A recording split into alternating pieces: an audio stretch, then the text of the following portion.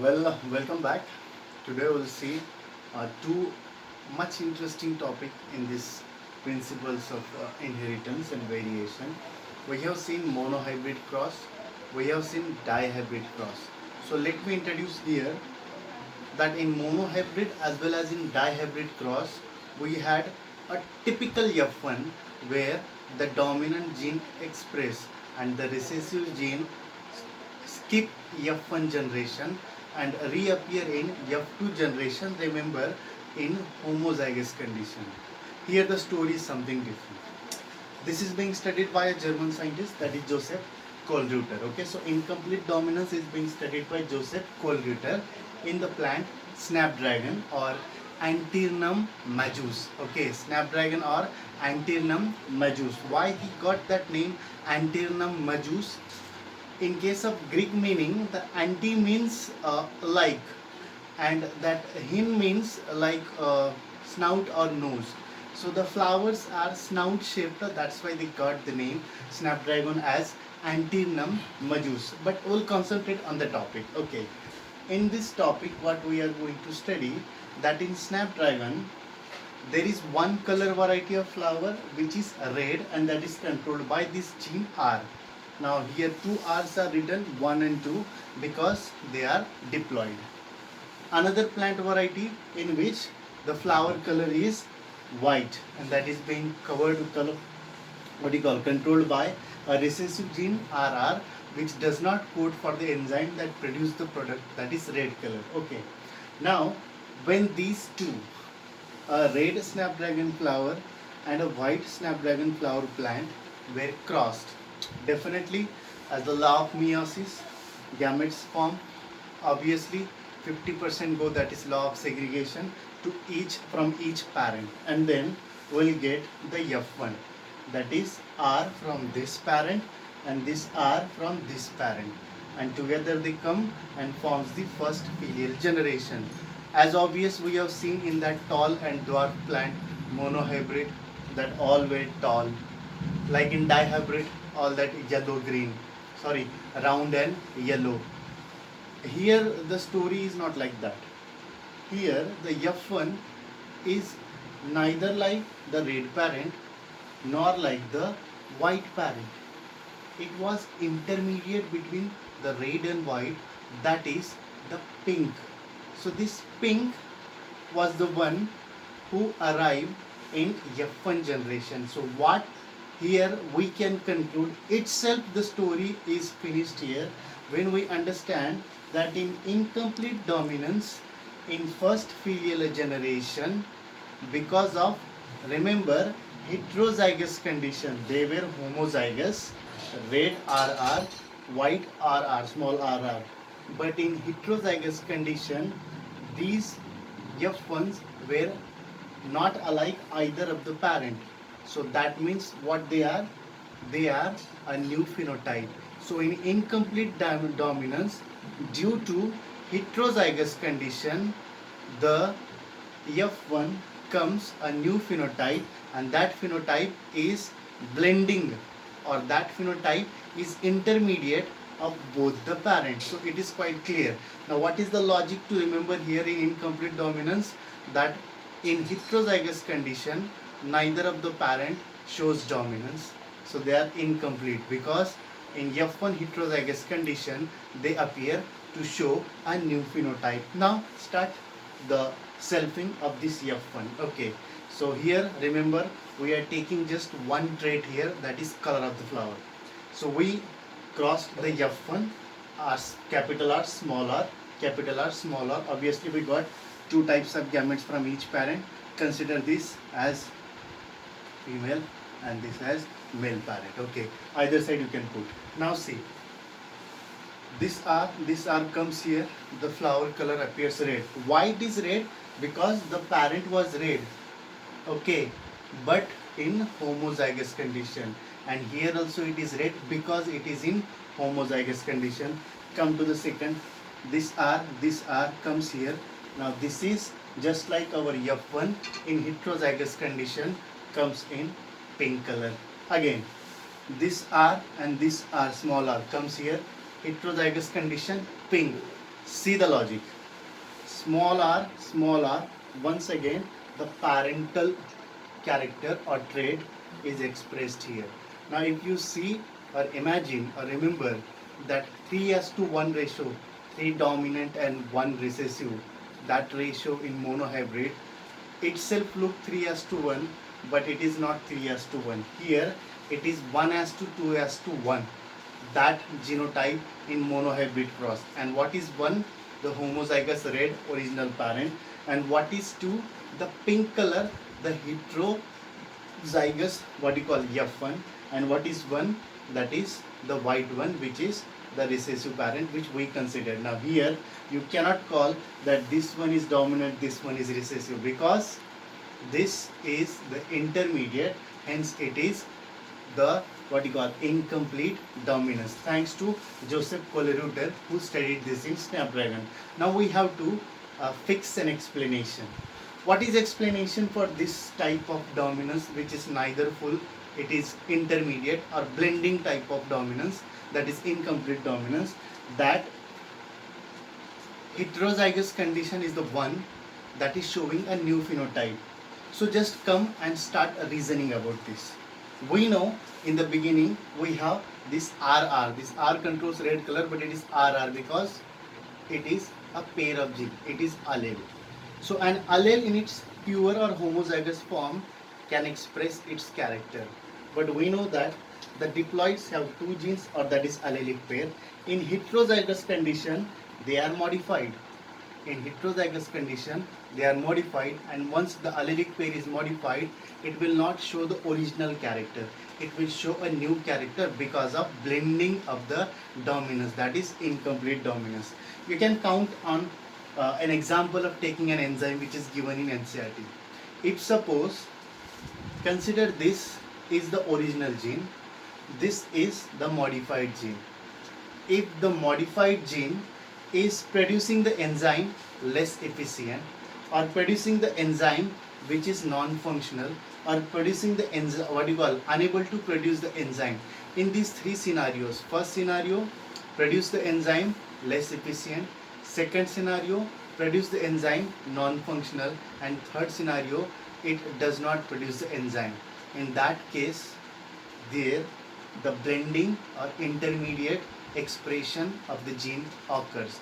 So what is that dominance or what is that recessiveness sometimes does not come to an existence in certain Mendelian inheritance, that is we call as incomplete dominance. Now just related to this, but something novel, and here we can consider the next headline, that is co-dominance, which is not following the Mendelian inheritance of genetics. Okay, so first of all, co-dominance is inheritance which is non-Mendelian. Okay, that has to be remembered.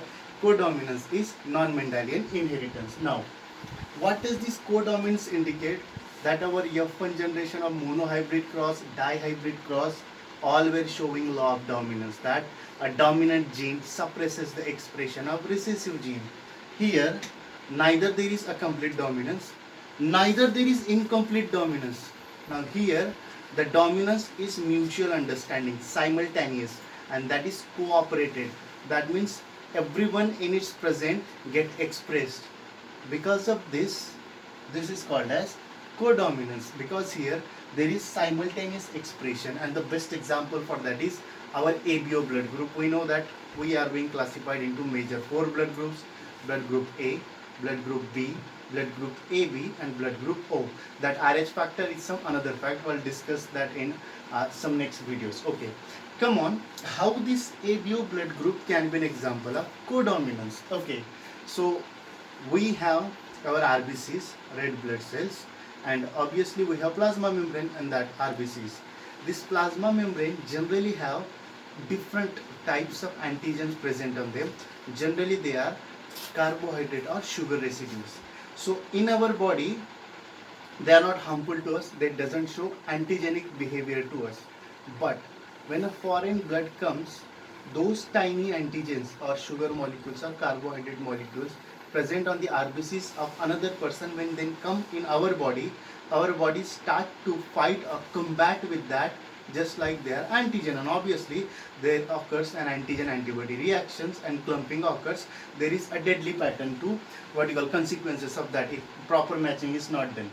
What is our genuine interest today to talk about ABO system is that antigen present on the plasma membrane of RBCs, which is a sugar or a carbohydrate, is being controlled by the gene I. Okay, so this has to be remembered, that is being controlled by the gene I. Now this gene I has three variants, IA, IB and small I. Now here what is unique, that both this IA is dominant on I, IB is dominant on I. That means in presence of IA, this I will not express. In presence of this IB, this I will not express.